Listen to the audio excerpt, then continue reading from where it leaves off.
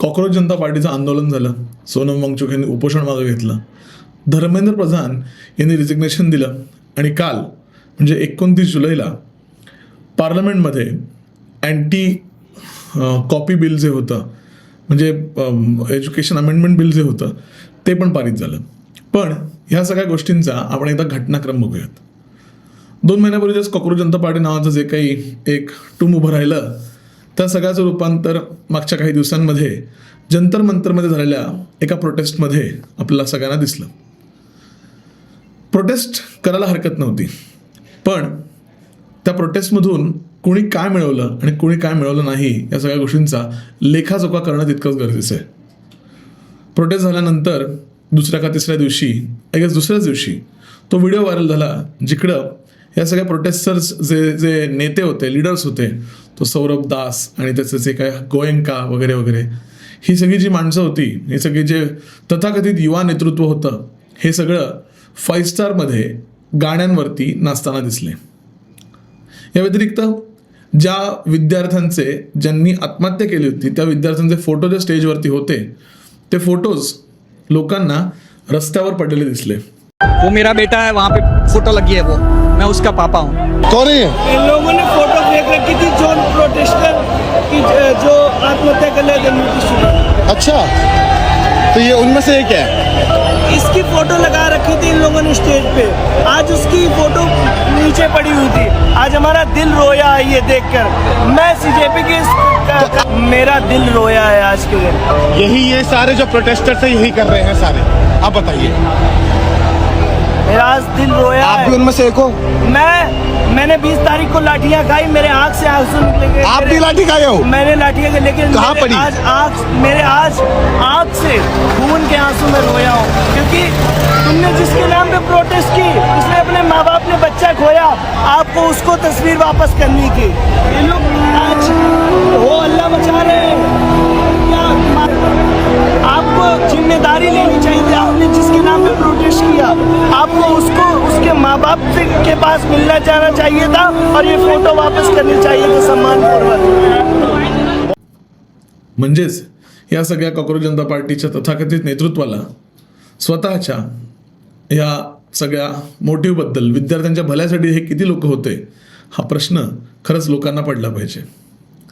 पण हे सगळं घडत असताना हिपोक्रसी तुम्ही लक्षात घेतली पाहिजे की याच प्रोटेस्टच्या दरम्यानच बरं का कर्नाटकामध्ये आणि पंजाबमध्ये सुद्धा पेपर लीकची प्रकरणं झाली. पण पंजाबमध्ये आम आदमी पार्टीचं सरकार आहे आणि कर्नाटकमध्ये काँग्रेसचं. तर या 2 पक्षांच्या विरोधात ते बोलणार कसे? कारण सरतेशेवटी ज्यांच्याकडनं आपला फंडिंग येते त्यांच्या विरोधात आपण बोलणार कसं? थोडक्यात काय, जिस थाली में आप खा रहे हो वगैरे वगैरे वगैरे तुम्हाला माहितीच आहे. या गोष्टींमध्ये कुठल्याही पद्धतीनं कॉक्रोच जनता पार्टीच्या कुठल्याही नेतृत्वानं पंजाब किंवा कर्नाटकाच्या लोकांच्या विरुद्ध, कर्नाटकाच्या सरकारच्या विरुद्ध एक शब्द काढला नाही. यही सवाल सब लोग पूछ रहे हैं कि क्या जहाँ जहाँ पेपर लीक हो रहे हैं जिन जिन राज्यों में, क्या उन राज्यों में भी सीजेपी का इस तरीके का प्रदर्शन देखने को मिलेगा? नहीं, चाहे पंजाब हो, कर्नाटक हो. पैर दब जाएगा. आशुतोष रोकना भैया, भाई मेरे को बैठने देना. सर क्या बाकी राज्यों में भी सीजेपी इस तरीके से प्रोटेस्ट करेगी? आशुतोष आम आदमी पार्टी को आपने मंच दिया. आम आदमी पार्टी को आपने मंच दिया क्या? पंजाब में करेंगे? पंजाब पंजाब में आम आदमी पार्टी को मंच दिया. त्यामुळं ज्या विद्यार्थ्यांच्या पालकांना हे सगळं आंदोलन हे विद्यार्थ्यांच्या भल्यासाठी होतं असं अजूनही वाटतंय, त्यांनी खरंच स्वतःला एकदा प्रश्न विचारावा. अजून एक महत्त्वाची गोष्ट लक्षात घेतली पाहिजे की ज्या वेळेला लाठीचार्ज झाला त्या वेळेला तो दीपके कुठं ना कुठेतरी ट्रकमध्ये जाऊन लपला होता. विजेता दह्या बर्गर खाताना दिसत होता. ते गोयंका आणि दास कुठेतरी दुसरीकडे गेले होते.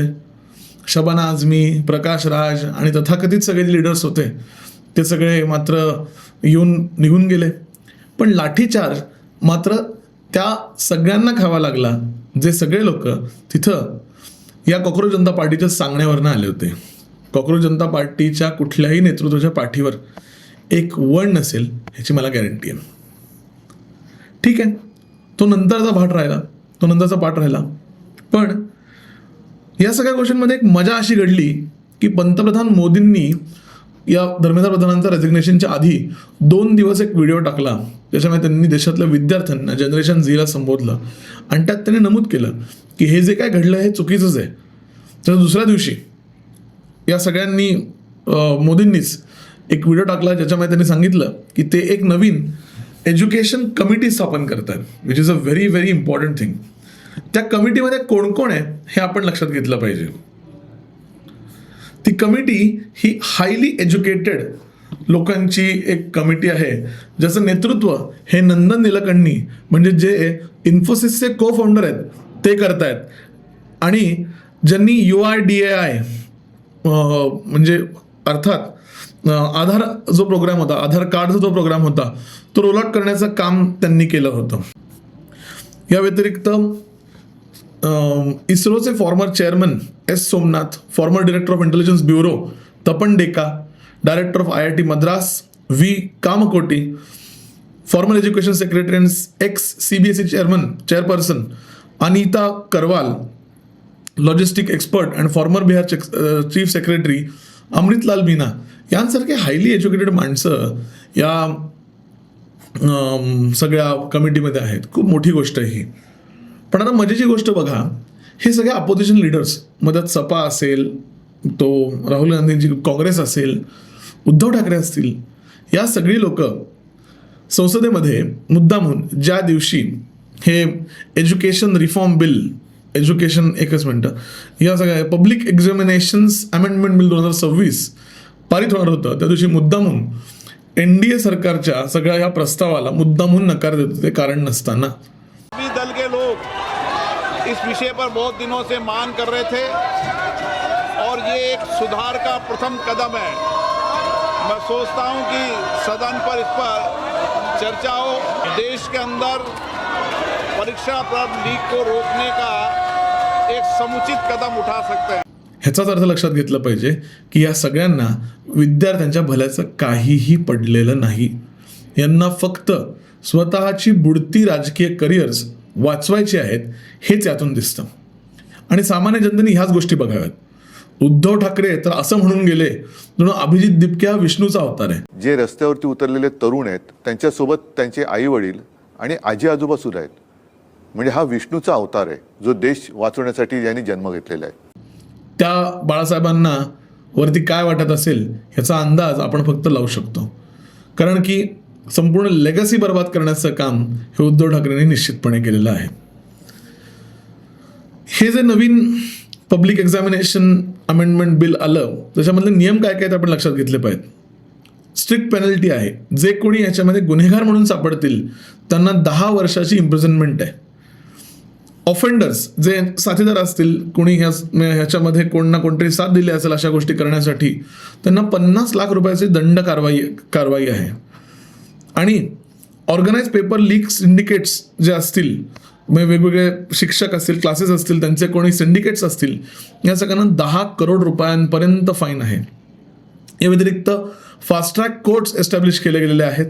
इन्व्हेस्टिगेशन टाइमलाईन अशी आहे की 2 महिन्याच्या आत या सगळ्या गोष्टींचा निकाल लागला पाहिजे. आता एवढ्या सगळ्या गोष्टींचा रिफॉर्म होत असताना त्यानंतर ही कमिटी स्थापन करून सुद्धा कुठल्या परिस्थितीनं, कुठल्या पद्धतीनं या सगळ्या अपोजिशन पार्टीच्या लोकांनी किंवा जे कोण आपल्याला विद्यार्थ्यांच्या भल्यासाठी उभे होते त्यांनी सरकारचं कुठल्या प्रकारे कौतुक केलं नाही. ठीक आहे, कौतुकाची अपेक्षा पण नाही, पण ॲटलिस्ट विद्यार्थ्यांच्या भल्यासाठी या गोष्टी आल्यात हे तरी लोकांसमोर पाठवलं पाहिजे. विद्यार्थी तर तुमच्या राजकारणाच्या पलीकडे आहेत ना, त्यामुळे ह्या गोष्टींना जरा जे कोण सामान्य जनता हे गोष्टींकडे बघत असेल त्यांनी लक्षात घ्यावं की हे काम कुणी केलं आहे आणि कुणाच्या नेतृत्वाच्या खाली ह्या गोष्टी घडलेल्या आहेत. कॉक्रोच जनता पार्टी किंवा त्यांचे सगळे जे नेतृत्व होतं, अपोजिशन होते, या सगळ्यांसाठी हा जो सगळा प्लॅटफॉर्म होता, हा सगळा प्रोटेस्टचा, जंतर मंतरचा, हा केवळ आणि केवळ राजकीय ब्राउनी पॉईंट स्कोर करण्याचा होता. आणि मला यात शंका वाटत नाही की 2029च्या इलेक्शन्सच्या काही थोड्या अंतरांवरती अशा अनेक प्रोटेस्ट भारताच्या कानाकोपऱ्यात घडणार आहेत, जिथं हे सगळे अपोजिशनचे लीडर्स स्वतःची राजकीय संपत असलेली करिअर्स वाचवणार आहेत. पण या सगळ्याच्यामध्ये देशाचं नुकसान होतंय हे देखील सामान्य जनतेने लक्षात घेतलं पाहिजे आणि हे नुकसान कोण करतंय हे पण लक्षात घेतलं पाहिजे. केवळ सरकारचा विरोध होतोय, सरकारचा विरोध करता येतोय म्हणून एखाद्या गोष्टीला सपोर्ट करू नका. यात शंका नाही की तुम्ही सरकारला प्रश्न विचारलेच पाहिजेत. सरकार आपलं उत्तरदायी आहे. तुम्ही सरकारला निसंकोचपणे अवघड प्रश्न विचारा, त्यांना आपल्याला त्यांच्याकडनं उत्तर मिळालीच पाहिजेत. आपणच त्यांना तिथे निवडून दिलंय. पण प्रश्न विचारल्यानंतर उत्तरं कोण देतंय आणि केवळ भांडवल कोण करतंय याचा विचार आपण केला पाहिजे. जय हिंद, जय महाराष्ट्र.